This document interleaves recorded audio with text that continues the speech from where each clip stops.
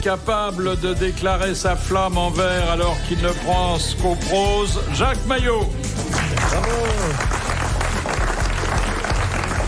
S'il avait du cœur et de la mémoire, il célébrerait la mort de Zitrone avant celle de Louis XVI, Stéphane Bern. Il n'allume jamais le gaz, celui de la ville, sans dire au revoir aux légumes qu'il va cuire, Jean-Pierre Coff. 2 fois déboisé par la tempête dans son jardin et par sa pensée sur la tête, Jean-Yann. Alors, monsieur Coff, toujours en forme ? Il ne s'est rien reproduit depuis l'autre jour. Il n'y a rien de neuf ? Ah non, c'est le calme plat. Ça peut revenir ? J'en sais rien, ça ne prend pas cette allure-là en tout cas. C'est triste, je me rendais pas compte combien... Parce que pendant des années, presque 10 ans, j'étais très content de ce calme, de ce repos absolu. La tête était détachée de toute ambition érectionnelle. C'était fini, quoi. Tout à coup, paf, ça part. T'as la tête qui s'est détachée. Et puis, voilà que c'est de nouveau revenu au plus calme et je me suis pas encore refait à l'idée que ça ne reviendrait pas. Non, mais attends, ça fait que 48 heures. Faut pas... Oui, mais quand même. C'est dur. Ça a été 48 heures extrêmement difficiles. Maintenant, je me couche tous les jours à 6 heures, j'attends. Il se passe rien. Non, mais faut pas te mettre le gourdin en tête comme ça. Oui. Et puis au fil des jours, ça sera de moins en moins dur. Pourquoi vous achetez pas une loupe ? Mais parce que pourquoi faire ? La loupe, elle me montrera en plus gros la tristesse et la solitude d'un sexe amorti. Comme c'est triste. Ah oui. Enfin, il l'a en berne, quoi, en gros. Alors justement, ça tombe bien au moment Je où... dois prendre ça comme une proposition. Oh non, pas du tout. Ah non. Au moment où... Moi, je veux bien relever des flammes, mais pas celle-là, pardon. Mais... On publie le bilan après 1 année de prescription du Viagra. Oui, ça c'est intéressant. Alors, globalement, l'effet est tout à fait satisfaisant. Simplement, il y a des effets secondaires chez près de 30% des patients qui se plaignent d'une sensation de chaleur, de maux de tête, d'obstruction nasale, de troubles digestifs. Ça bouche le nez quand on... Oui. Je savais pas ça. Oui. Non, mais attends, il faut savoir si les gens ils veulent avoir un grand zizi et en même temps respirer mieux, une meilleure vue, entendre bien... Et ça a une influence sur le transit intestinal ? Enfin, dans le tube digestif, il se passe des choses. Des trucs, Et surtout, alors, des troubles passagers de la vision. On voit tout en bleu. Oui, mais c'est bleu, le Viagra. Ah, c'est bleu, oui. Ouais. Non, mais sinon, il faut les enrober dans les salades de laitue pour le transit intestinal. C'est tout, faut savoir comment on les prend. Bleu, vous voulez dire que le sperme devient bleu ? Mais non. La vision est bleue. C'est le fameux... Avec les yeux ? Oui. Mais c'est pas fait pour les yeux, le Viagra. Non, mais justement, ça a des effets négatifs sur les yeux. Il veut dire par là que quand on prend du Viagra, on a les yeux bleus. Ouais. Mais non. Non, vous avez une vision générale de l'humanité, de ce qui vous entoure, qui est bleu. Donc vous prenez du Viagra, vous regardez le ciel, il est bleu. Voilà. Et c'est pour ça que les pilotes de ligne sont priés de s'abstenir. De prendre du Viagra. Parce qu'ils pourraient avoir une mauvaise lecture de leurs instruments de bord. Non, mais surtout, ils pourraient croire que le ciel est bleu alors qu'ils se foutent la gueule en l'air. C'est... Mais écoutez, moi j'en ai pris, vous le savez, je vous l'ai déjà dit. Oui, vous vous êtes endormi tout de suite. Bah oui, mais j'ai rien vu de tout ça, moi. J'ai respiré tout à fait normalement, la narine était... était nette oui, j'ai pas eu le nez bouché. Et t'as rien vu en bleu T'as rien vu en bleu? Ah non, du tout, même le lendemain matin, c'était très bien, là, c'était magnifique, mais le soir, rien. Et la dame est restée malgré le... Oui, on a beaucoup ri parce qu'elle s'est endormie aussi. Alors, on s'est dit, mais est-ce qu'on ne serait pas trompé de pilule des fois? C'est c'est pas du Prozac que t'as pris ou du... Non, c'était du Viagra, il y en avait qu'un, c'était pas encore en vente. Et alors, ils en ont vendu beaucoup, Philippe? Ils en ont vendu beaucoup, oui, moins que ce qu'ils attendaient d'ailleurs. On pense qu'en France, il y a 250 000 hommes qui ont été traités au Viagra. Alors, il y a quand même un point qu'il faut signaler, parce que celui-là, il est négatif. C'est que il y a de temps à autre des risques d'échec. Parce que on n'a pas fait de test d'érection provoquée qui permet justement d'éliminer les sujets qui seraient pas sensibles aux médicaments. Et il faut se méfier parce que si le Viagra ne donne pas de résultat, c'est très très mal vécu par celui qu'il considérait comme un médicament miracle. Ah, oui. Et qui du coup perd tout espoir d'amélioration. Ah oui, c'est... Oui, donc il ne faut pas donner de Viagra aux gens à qui ça ne ferait rien. Ben regardez, moi, 1 an après, ça a marché. Ouais. C'est peut-être un médicament retard. C'est possible. Ça n'a pas fait d'effet sur le coup et 1 an après, paf, à 18h. Ben oui, oui. Bizarre, hein? Alors j'attendais ça vers minuit, cela dit. Hein? C'est du retard en avance. Philippe Bouvard sur RTL, 4h, 4h30, les grosses têtes dans la nuit des temps. Alors, il y a d'autres façons de s'attaquer au mal que le Viagra. C'est une recette qui vient de La Paz, une soupe aux testicules de taureau. Ah oui, ça c'est très bon. Ouais, c'est ça bien, c'est oui. très très bon. Ouais. Ouais. Alors, Faut que la testicule soit... vous mettez des testicules de taureau avec du céleri, de la menthe, un peu de sel. Ça se présente sous la forme d'une soupe assez épaisse. Mais si ça se présentait sous la forme d'un taureau, ça serait peut-être plus efficace. C'est un bouillon pour macho, c'est le Viagra créole. Et alors là, il paraît que les résultats sont garantis. Alors le problème, c'est que c'est pas très facile de trouver de la couille de taureau. Ouais. On n'en trouve pas partout. Vous allez dans des... Demandez, vous allez voir, essayez, vous allez les dans les abattoirs. boucheries. Ouais. Il n'y en a pas tellement. En Hein. Espagne, il y en a plein. Bah, il y en a, oui, j'en ai- il y en a quand il y a des corridas, mais en Oui, général... mais après une corrida, parfois c'est des testicules de toréador. Hein. Oui, c'est les toréadors en général qui emportent les testicules pour se faire ce potage-là. Ah, ils font des petits potages de... Un petit potage de testicules. Ils ont les oreilles et la queue. Hein, c'est ça quand ils réussissent là. L'écrevisse a du bon, moi je vous dis. Ah, ça vous Ah fait oui de l'effet. Tu la mets quoi, dans le l'utilisez pantalon ou tu la manges? Ah non, il faut pas lui laisser les pinces. Ah bah une écrevisse dans le pantalon. Non, mais l'écrevisse, Mais vous l'accommodez comment? c'est un aphrodisiaque terrible.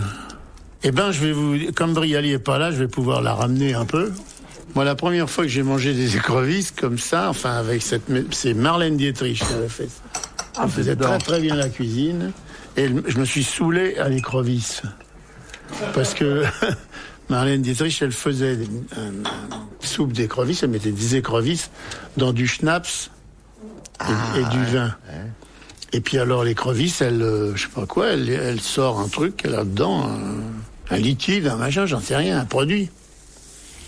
Et ça, Elle sort la tête de temps en temps de la soupe, l'écrevisse. Elle va chercher une olive peut-être, non? L'écrevisse, quand elle cuit, avant de cuire, elle envoie, je sais pas quoi. Elle dégage un truc. hormone. Voilà, il y en a- Parce qu'on les castre, les écrevisses, avant de les faire. Enfin, je sais pas, Jean-Pierre. Ah, c'est ça? Quoi, on les casse? Oui. Non, on enlève un petit boyau Oui, noir. on enlève le boyau central. Ouais. Voilà. Et il paraît que le jus d'écrevisse dans du schnapps, c'est très efficace. Et tu vas savoir ça parce que les souverains allemands, ils se tapaient ça. Et vous vous souvenez de ce qui s'est passé chez Marlène Dietrich après ce dîner? D'abord, avant, c'était pas chez Marlène Dietrich. Et puis, non, c'était. On m'avait présenté ça comme c'est elle qui l'a fait, mais c'était pas pour son usage. Enfin, c'était pas pour que ça serve avec elle, quoi. Parce que si tu veux avoir une dame, c'est très compliqué. Il faut arriver chez la dame avec la bouteille de schnapps, l'écrevisse qu'il faut castrer Non, il faut au-dessus de arriver la... avec 2 kilos d'écrevisse, un camping-gaz et une bouteille, c'est tout. Ouais. Au lieu d'arriver connement avec une bouteille de champagne, tiens, salut chérie et tout, t'arrives, machin, bon, tu commences à faire Et ton tu fais ta péché. petite soupe. Première citation proposée par Madame Fritz de Cornimont, qui a dit « Un soldat sans général peut faire du dégât, mais un général sans soldat retrouve tout de suite sa vraie place, le poteau, la Chambre des députés ou l'Académie française, selon le genre de pourriture qu'il choisit. » Oula, c'est très méchant, ça. Oh, Céline? Non, mais c'est quelqu'un qui a dû connaître Céline et qui était aussi antimilitariste que lui. Français. Mort? Mort, hélas. Henri Janson? Non. Daudet? Ah non, il est mort. Il est mort il y a déjà une 40aine d'années. Hein. Ah. Il est mort encore jeune. Hein. Et il savait tout faire, cet homme-là. Vian? Oui, Boris Vian. Bonne réponse de Jean-Yann. Des avis autorisés, on en a peu sur le look des hommes politiques. Donc celui de Sonia Rykiel est très important. Elle a regardé les dernières prestations des grands leaders français et elle a dit par exemple à propos de Jacques Chirac, il est assez élégant mais il manque un peu d'humour dans les cravates. C'est toujours la même. Hein. Ouais. C'est toujours la même, oui. Toujours les bleues ou grises à pois. Ouais, C'est vrai que le manque d'humour dans les cravates, c'est grave parce que les mecs, s'il arrivait avec une cravate, où tout le monde s'écroule de rire. Peut-être quelque chose de clignotant avec un visage hilar. Avec une gonzesse du Crazy Horse qui baisserait son froc, avec un machin lumineux au bout des seins, avec une écrevisse qui remue la queue, avec des jolis motifs, quoi. Et de Lionel Jospin a dit il devrait s'habiller plus près du corps pour être plus près des gens. C'est vrai, c'est très juste. Non mais lui, il est habillé tellement sombre que quand il est de face, on croira qu'il est de dos. Ouais. C'est vrai. Il y a quelqu'un qui l'habille, Jospin, je pense pas. Sa femme. Oh, et encore. Non, c'est des trucs de récupération. Jospin. Jospin, je sais pas où il s'habille. C'est comme pendant la guerre, il fait faire des costards dans des vieilles capotes. Ouais, c'est ça.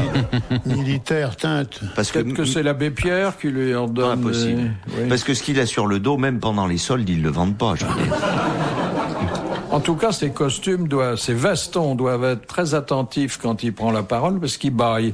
Ah oui, ils baillent tous. Vrai. Hein. Ah oui, là, il a un Non, je comprends pas parce qu'ils ont un budget quand même. Il faut le savoir avec nos impôts quand même. Il y a un budget de fonctionnement, il y a des frais de représentation. Donc ils ont un énorme budget pour se fringuer.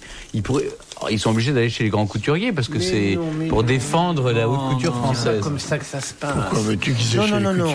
Un chef d'État. Moi j'ai connu ça du temps de Giscard parce que je connaissais l'intendant. Voilà qui était bien sapé. Il ne fait rien. Le matin, il se lève. Le valet de chambre a choisi le costume en fonction de l'emploi du temps, la chemise, la cravate, le mouchoir, la pochette. Ils ne cherchent pas dans une penderie. Ils sont libérés de toutes ces contraintes-là.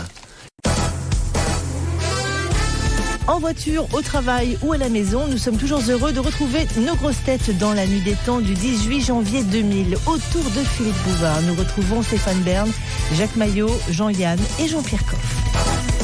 Alors, je continue avec Sonia Rykiel qui juge les Mais est-ce politiciens. qu'elle a vraiment le droit de juger? Vous avez vu comment elle est fagotée? elle est dramatique. C'est quand même pas ça. C'est extravagant quand même que ce soit sur une femme qui soit jugée. Je crois que c'est la pire de toutes. Alors vraiment. Vous avez vu comment elle est coiffée? Ah, c'est la coiffure de ce. Même Bouchardot est mieux Incroyable, on a coiffé l'impression qu'il lui manque un balai entre les cuisses. Elle va s'envoler, c'est une sorcière. Non, mais personne. C'est pas parce qu'on a l'air d'un océdar qu'on doit tout de suite. Personne c'est pire qu'un océdar. C'est un océdar qui aurait laissé pousser ses cheveux. Non, mais on n'est pas obligé d'être bien habillé soi-même pour juger de la tenue d'autrui. Oh c'est quand même mieux. Elle a dit de Robert Hue, il sent bourgeoise. C'est vrai qu'il a des complets 3 pièces parfois. Mais tous les communistes ont toujours été comme ça, même Marchais. Il trouvait choquant qu'on vienne sans cravate à l'Assemblée. Ils ont toujours été très rigoureux, les communistes. Vous n'avez jamais vu Marchais ou Duclos être en mimile à l'Assemblée, voyons. Et puis elle juge aussi, Madame Rykiel, elle juge les femmes politiques. Alors Martine Aubry, elle dit c'est une sensuelle qui se cache. C'est bien caché. D'Arlette Laguillet.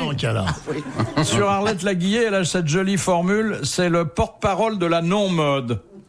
C'est vrai qu'Arlette... Elle est pas dessous, Arlette. Elle est pas... elle est pas raffinée dans son vêtement. Mais elle est en dehors du temps, elle est en dehors des modes, parce qu'elle est toujours là. Moi, je l'ai toujours connue à sa place. Et puis, elle défile, elle va dans les rues. Il vaut mieux avoir un parquet. Quand il défile, les mecs de gauche, il pleut tout le temps.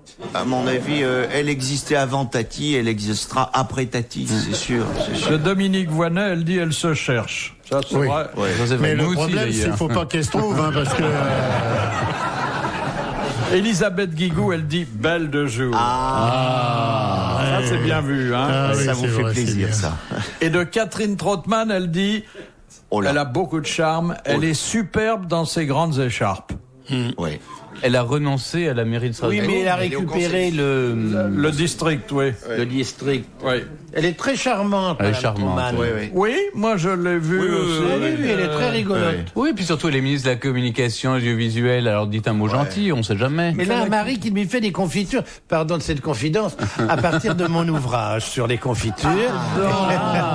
Et alors, elle en est très contente. Et du mari, et du livre, et des confitures par conséquent. Comment vous avez appris ça? Parce qu'elle me l'a dit elle-même. Elle m'a dit, mon mari fait des confitures délicieuses grâce à vous, car je lui ai offert votre livre. Mais qu'est-ce qu'il fait en dehors des confitures, le mari? Je m'en fous. Il fait les tartines avant. Mon livre. C'est déjà pas mal. Il fait les crêpes, il fait les tartines, il fait... il prépare le café, crème. Il va aux prunes et après il les met en confiture. Ah là, je te permets pas de dire du mal de Monsieur Trottmann. Un homme qui lit mon livre, c'est quand même pas n'importe qui. Merde, écoute. Déconne pas avec ça, hein, Jacques Bailly. Alors, à propos de livres, Giscard va en sortir un. Oui, encore Surtout que c'est des pornos à chaque fois. Non, ça sera pas comme... Oh, vous vous souvenez, le dernier roman? oui. C'est torride, hein? Et le premier, Là, 2 Français sur 3, c'était la partouze, là. Hein. Mais c'est un roman, là, ou c'est un... Non, c'est Là, un livre non, de c'est pensée. un essai politique Sur Vulcania. sur les grandes questions économiques et sociales il qu'il n'a connaît pas bien, résolues il pendant le son connaît bien. septennat. Il est fort là-dedans. Oui. Mais il y a longtemps qu'il Il devrait se présenter à la présidence de la République, ce pourrait. mec-là. Mais il a l'âge maintenant. Ah ouais. Je pars, bonsoir, je pars. Vous vous souvenez, dans le roman, là, il y avait une petite qui faisait de l'autostop et qui l'embarquait dans sa voiture. Absolument. Et là, il avait la main qui dérapait en haut du genou. Hein. C'est ce que racontait Brigitte Bardot. d'ailleurs. Oui, oui. Ça, c'était pas de la fiction. Pauvre anémone.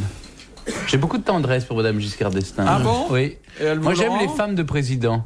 Oui. Ouais, non, mais c'est vrai. D'abord, elle fait une belle œuvre avec la Fondation pour l'enfance, et ensuite, non, ce sont des femmes C'est dignes. pas voyez. très étonnant, mais le jour où vient de me dire j'ai énormément de tendresse pour la caissière de mon supermarché. Ah, mais j'en ai aussi. Ah non, mais justement, parce que non, mais je vais vous dire, la caissière de mon supermarché que je vois tous les jours, elle me dit. Là, vous vous vantez peut-être un peu. Non, je fais les courses moi-même et Ah, pas si, tous j'ai les déjà jours. vu mais avec bon. son petit caddie, il est mignon comme tout. Ouais, absolument. Hein. Puis je suis obligé, comme je suis élu du 9e, je vais une fois rue des Martyrs, une fois à Sauf qu'il n'y a Pigalle. pas de grande surface. Si, il y a un Shopee. Ah ben, je vais au Shopee, moi. Si, ben c'est un Est-ce que Shopee. moi, je serais femme de chef d'État, je m'inquiéterais, parce que t'aimes Madame Chirac, Madame Anémone Giscard d'Estaing et Madame de Fontenay. C'est quand même un monde curieux, tout ça. Madame de Fontenay au milieu de ces deux Et Madame dames. Mitterrand aussi, j'aime beaucoup. Ah oui. Ouais. Non, j'aime parce qu'elles n'ont pas de chance, ces femmes. Elles sont obligées de C'est Madame suivre tout le Pompidou temps. aussi. Ah oui. Ah bah, grande culture en plus. Grande à tous les points de vue. Extraordinaire. Non, mais elles sont obligées de rester à la maison, de faire les valises de leur mari, de mettre les cravates. Tout. Quelle horreur. Puis parfois, elles C'est sont. un boulot, hein. elles Madame sont Poincaré, tu l'aimes bien? Mais j'adorais Madame Coty. Bon, tante Yvonne, n'en parlons pas, mais Madame Coty. Vous l'avez pas connue. Non, en photo. Par oui dire et en Écoutez, lui en j'adorais regarder. Madame Coty. Mais oui, il l'a pas son sapin de Noël était pas mal. Pas sur elle, mais à côté. Et non, elle faisait un joli sapin de Noël. Vous seriez pas un peu snob? Non, juste, bah c'est oui, pas le genre. sans noblesse, oui, ça je suis sans noblesse, ça c'est vrai. Moi, j'ai un souvenir de Valéry Giscard d'Estaing. Je l'avais rencontré chez lui pour préparer une émission de radio. Et alors, j'étais arrivé rue de Bénouville, dans son hôtel particulier. Et il y avait Anémone et lui qui attendaient. Et dès que je suis arrivé, il a fait « Anémone, s'il vous plaît ». Alors, Anémone est sortie. Elle est allée dans le jardin. Et pendant que je m'entretenais avec le président pour préparer cette émission, Anémone faisait les 100 pas sur la pelouse dans le jardin. Et puis alors je me rappelle, la table, il y avait un grand tapis vert, et au milieu de ce tapis, il y avait un petit coffret. Et alors je regardais de temps en temps ce coffret, et au bout de 10 minutes, il m'a fait « Rassurez-vous, ça n'est pas celui de Bocage, ça. » Pour assister aux grosses têtes de Philippe Bouvard, rendez-vous sur rtl.fr.